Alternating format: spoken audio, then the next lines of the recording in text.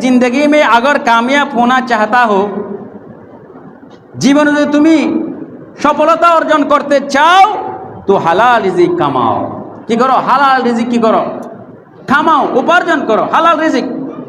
সামান্য হলেও হালাল রিজিক কি করো? কামাও। ये मत सोचना, এটা চিন্তা করিও না कि আমির हो ना कामयाब है, রাজা বাদশাহ হওয়া কাময়াব সফলতা না।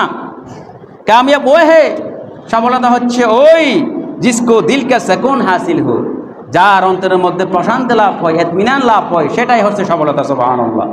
और दिल का सुकून হালাল রিজিক में है, আর অন্তরের শীতলতা, অন্তরের প্রশান্তি হচ্ছে হালাল রিজিকের মধ্যে। এজন্য হাই হতাশ করার কোনো সুযোগ নাই।